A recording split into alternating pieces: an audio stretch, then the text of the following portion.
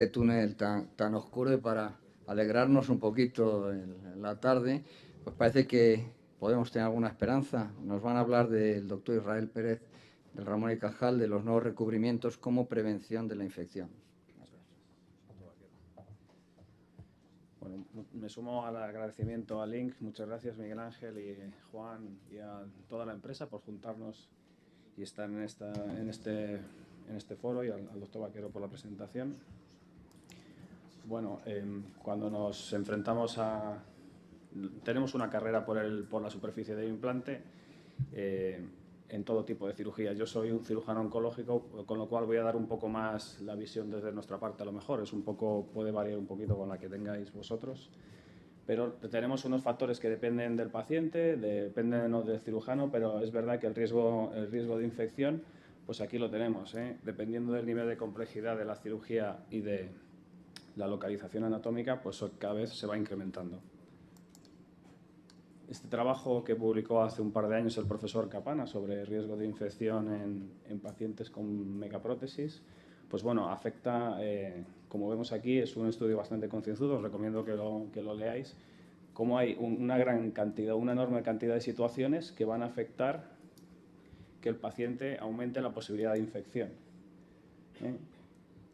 Las resecciones tibiales, el que sea más o menos resección tibial, el que sea obesidad mórbida, el que hagamos o no el flap del gemelo, la estancia en la unidad de cuidados intensivos, bueno, el hematoma, las transfusiones, todo influye en estas situaciones.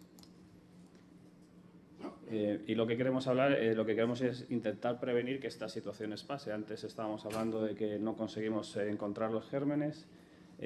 Esto es una forma de intentar variar eso, y es intentar proteger el implante para que el germen no desarrolle biofilm y se implante ahí. Para ello últimamente hay un montón de estudios in vitro e in vivo de superficies en los implantes.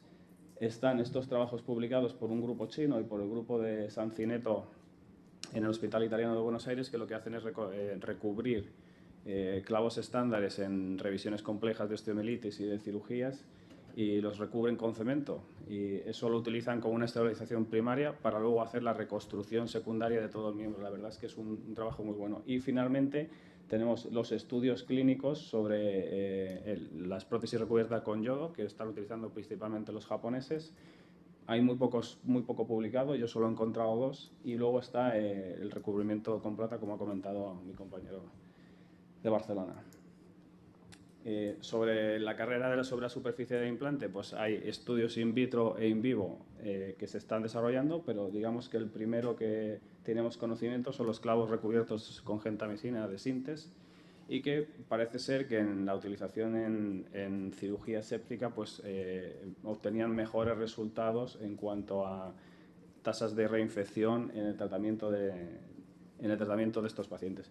Pero ¿qué pasa? Esto no es una cosa sencilla de obtener, pues por muchos factores. Algunos factores dependen del propio antibiótico, y vemos que la cinemática del antibiótico en las superficies pues, va a variar dependiendo de las concentraciones que se pongan y del tipo de sustancia química que se utiliza en la superficie del titanio para que ésta se adhiera y además se libere y que no sea tóxica, como vemos a continuación. Hay un montón de estudios. En este caso es una aleación de titanio en donde se recubre con isaplatita con gentamicina, y donde se hacen estudios tanto in vitro como in vivo. Se ven que es efectivo. Tenemos otros que también, en este caso, este grupo analiza un montón de antibióticos.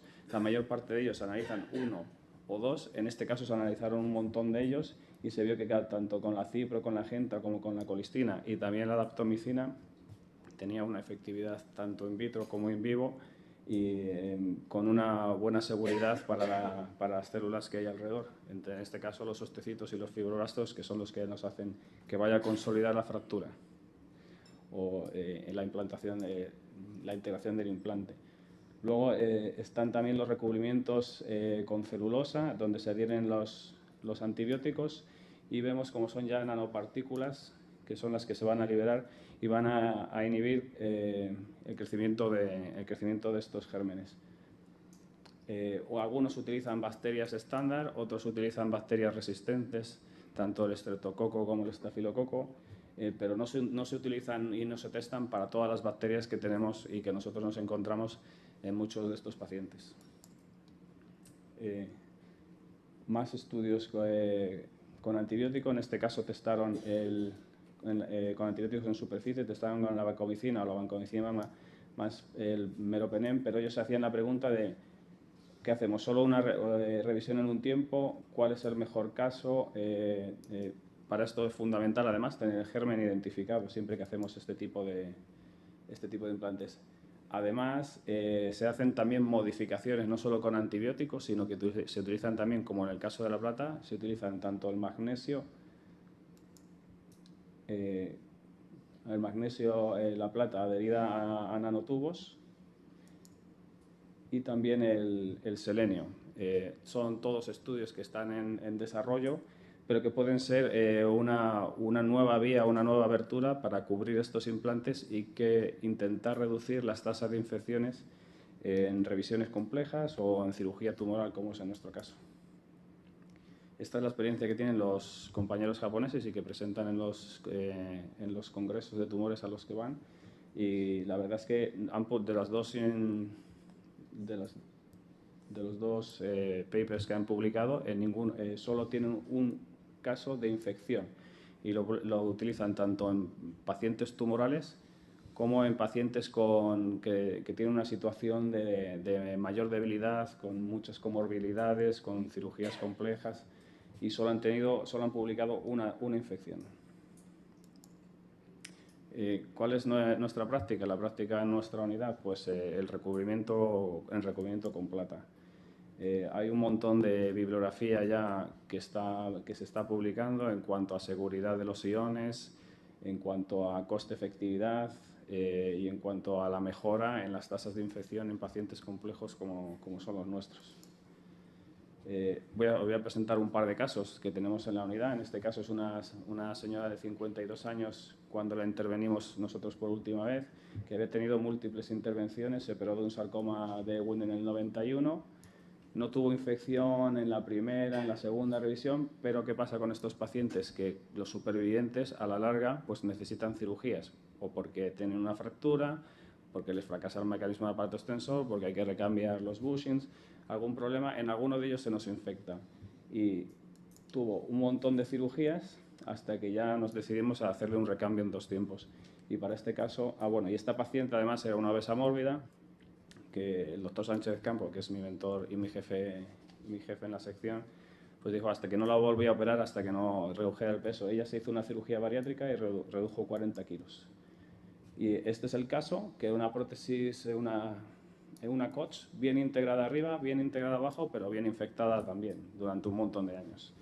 Entonces lo que intentamos, pues tuvimos que hacer una revisión, una diafisectomía tanto en el fémur como en la tibia. Aquí vemos más o menos la altura de la interlínea con una desbridación muy agresiva para intentar curar la infección. Nosotros pensamos también que el espaciador hay que hacerlo fijo, entonces utilizamos clavos de Kuncher recubiertos con cemento con antibiótico. Este es el espaciador. Esta es la planificación de la cirugía post, que una vez que tenemos los controles biológicos y que la herida está bien y el cultivo post, pues lo que hacemos es la reconstrucción. Y este es el resultado actual a los 2 años. Y este es otro caso, es de la pelvis, no influye a la rodilla, pero esto es como también utilizamos la plata para intentar prevenir en zonas anatómicamente difíciles, con cirugías que van a estar pacientes en la UBI, con mucho sangrado, con muchas horas de cirugía. Un caso de un condrosarcoma operado en 2006, esta fecha está mal, es en 2006, y cómo ha ido evolucionando a los 5 años, que estaba completamente integrado, pero ya veíamos cómo el cotilo iba protuyendo, esta parte del injerto no se incorporó, fracasó. Como tenemos una amplia experiencia en el hospital en cuanto a la reconstrucción de estos pacientes con alinjertos, se intentó un segundo alinjerto que volvió a fracasar y ya no podíamos intentarlo más, y lo que planificamos fue una prótesis a medida con recubrimiento de plata. Esta es la situación del cotilo en ese momento. Estos son los abordajes previos que tenía la paciente. Esto es como ajustamos la plantilla, que se ajustaba muy bien a lo que es la anatomía del paciente, la inserción,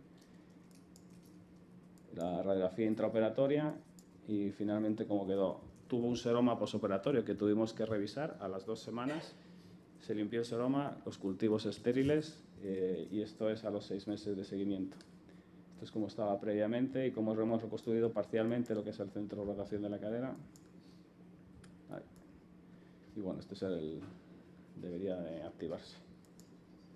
Bueno, es igual, la paciente está andando con apoyo. Le hemos empezado a dejar cargar. Esta foto es de la semana pasada, justo a los 6 meses. Y bueno, un poco para la discusión, que los recubrimientos de antibióticos de los implantes pues están o en estudios con animales o son en estudios in vitro o in vivo, que es un amplio campo para investigar para las compañías y que probablemente en el futuro pues nos pueden aportar algo más en cuanto a disminuir el porcentaje de infecciones, sobre todo en las primeras cirugías. Porque el problema de todas estas cosas es que con el tiempo se inactivan, incluso la plata. Esto es una revisión de la evidencia de lo que es la plata y los recubrimientos con betadine, y hay preguntas en los recubrimientos con antibióticos. ¿Qué antibióticos tenemos que utilizar? Hay antibióticos que pueden estar testados o no testados en estos estudios. Hay un efecto que es el Eagle, que es que incluso cuando la concentración de antibióticos es muy por encima de la CMI, el germen se hace incluso resistente a estas situaciones. Por eso es muy importante testar toda la farmacodinámica y la farmacocinética de estos implantes y de estas nuevas tecnologías. Contra la plata, pues hay que valorar, porque no todo el implante está recubierto de plata, hay que valorar la toxicidad de los iones y sobre todo cuando son nanopartículas, como en los estudios que hemos puesto al principio, el sistema defensivo inmunológico no es capaz de eliminar estas nanopartículas. El efecto que pueda tener a largo plazo en los tejidos pues es algo que está un poquito entre dudas. Y luego la compleja fabricación con factores biomecánicos, estructurales y mecánicos, y ver si esto realmente costes es efectivos. Parece ser que sí. Y como conclusiones, la tendencia ahora pues es a utilizar, a realizar múltiples investigaciones, a intentar ganar esa carrera por la superficie del implante, pero hay muchas cuestiones en cuanto a que esto pueda ser, lo podamos tener todos, cuál será el mejor, si hay que utilizar antibióticos combinados y si lo vamos a utilizar en todos los pacientes o únicamente tras infección, o si esto incluso es efectivo en las revisiones, cuando el paciente es revisado en múltiples ocasiones. Nada más, muchas gracias.